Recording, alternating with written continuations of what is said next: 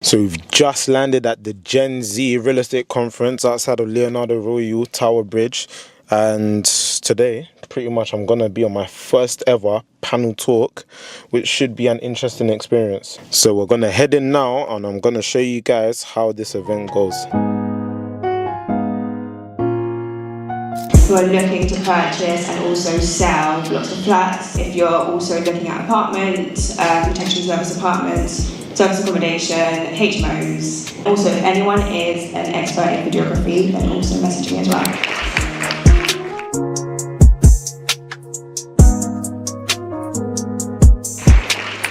Found out that the landlords that I was paying were taking home like £20,000 per house. So my whole thing was, imagine if they have like 10 plus properties, you know, how much money are they actually making? So from then, it was literally just creating a plan to pretty much get into property. And then I just committed myself to making that happen. I remember my savings, me and my girl were both saving towards our future. I actually used all my savings to get me out of that position. And it was crazy because I remember looking at her feeling like a failure because we're both saving towards our future. And then I actually used all my savings to get myself out of that. I remember my American Express card. I had to use cash out American Express card just to pay my cleaners. You know, I scaled so aggressively, took on 10 properties in 10 months. All the money that I was making, I was putting back into the business.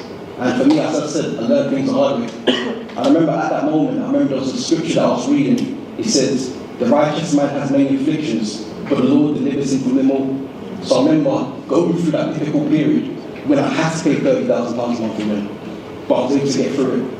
I guess my advice to everyone here is when you want to scale, don't just try and scale with speed, scale with wisdom. So good. What's been the biggest obstacle you've had to overcome? I'd say the biggest obstacle is consistency and focus. Because the first thing was, after I developed the first house, I just fell off. Like, I decided, you know what, property is long. Then one of my friends, he's the one that told me that, you know what, you've actually built like a very, very good following. You might as well just run with it. So then I came back online, started documenting things in a more natural, authentic way. And that was what served as pretty much the tool to allow me to continue to develop, raise finance, etc. So consistency, just showing up every single day. And then focus as well. One of my mentors told me it's not the amount of things you say yes to that will make you money, it's the amount of things that you will say no to. Because ultimately, if you think about having like 50 different plants, we naturally only have a certain amount of water or energy that we can use to water these different plants. So the more plants you have to water, the less you'll be able to actually water the things to an effective way. So I just shut down a lot of the things that I was doing so that I could focus solely on a couple of things that will make me the most money. So, RJ, you bought a property straight out of university, you know? So obviously, first of all, congratulations for graduating and balancing business. So what is your process for choosing your strategy? Good question. So when I first started, it was almost like just picking the cherry that just looked nice, you know, the thing that I'd heard the most about.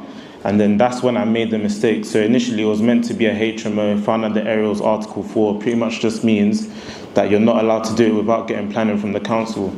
So then I pivoted to a flip. That ended up falling through twice. So then I was forced to end up keeping it. So I say that to say that it wasn't really me picking these strategies. I was more so forced by circumstance to try and test different strategies. But more recently, I learned about the HMO strategy. And the reason why I've been focusing on that is because it allows me to pretty much maximize the property's value, one, and two, maximize how much rent I can achieve. And whilst I'm still like young, I've got a lot of energy, I take on the riskier strategies and then start to pivot to the safer things like buy-to-lets. It's a question for Reese. I see that basically you've been all over the world recently in parts of Asia. How important do you think going to other parts of the world, seeing the different cultures, is kind of helped you on a business perspective? In a big way, to be honest. So I went to China in December. The guy that brought me out, Kai, he was basically showing me that the reason he doesn't raise money in this country anymore is because of how much more you can raise internationally. But he wouldn't have found that out without obviously taking the trip there, and same with me as well. So So I'd say it's massively important. Traveling is crazy important. Everybody wants to make more money, it's fine. But don't be dishonest to get it. Just because you want more money than the next man doesn't mean you should now cut them out and be shady just to get more money. Because in life it will always come back to bite you. So I feel like honesty and integrity is something that is so important, and I can't fathom it enough. When you go into business with people, trust is everything. It can take years to build, but seconds to destroy it. So when you're going into business, for me, one thing I always emphasize: integrity, honesty. Be someone who's reliable. Be someone who people can trust, and then the world is your oyster.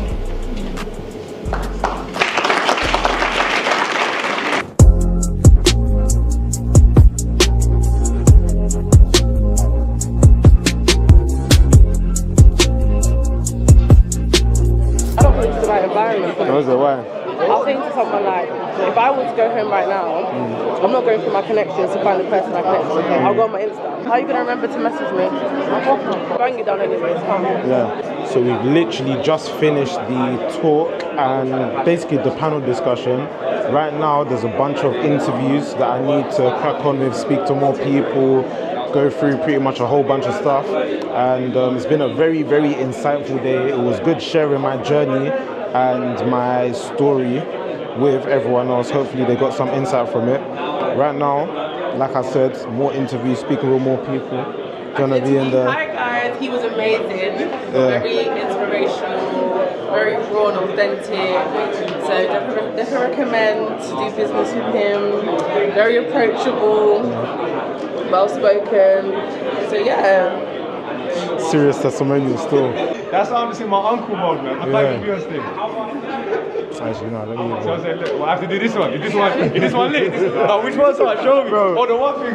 It's because I was holding my camera, yeah. It made sense. Oh, woman in the middle. Fair enough. What's your favourite thing about the way that Gen Z holds their events compared to your standard networking event or property networking event like PIN or Prosperity Network? Good question. I don't actually think I've ever been to a PIN or Prosperity, but what I'd say I like about this is it isn't forced on the networking. Yeah. Because the problem that I have with a lot of networking events is that it just feels too forced.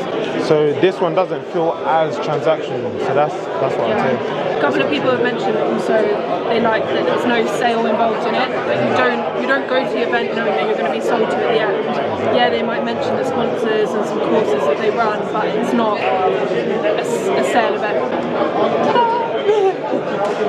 So the event's done, literally on the way to the car. Finally, I'm absolutely knackered, but I can't even lie to you, I had some very powerful conversations with cool people, getting things done and trying to get involved in the property space. To wrap it all up, 3 key things that I'd say to absolutely anyone that I spoke to are: number 1, focus. So it's not the amount of things that you say yes to, but ultimately it's the amount of things that you say no to that will make you more money.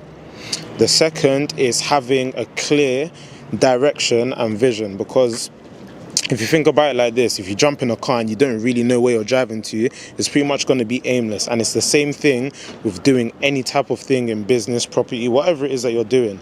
And then the last would be consistency over intensity. Boy, day done, talk done, smooth event. Guys, if you want to see more in-depth behind the scenes vlogs like these, like, comment and subscribe, because I promise you the YouTube is going to just keep getting better.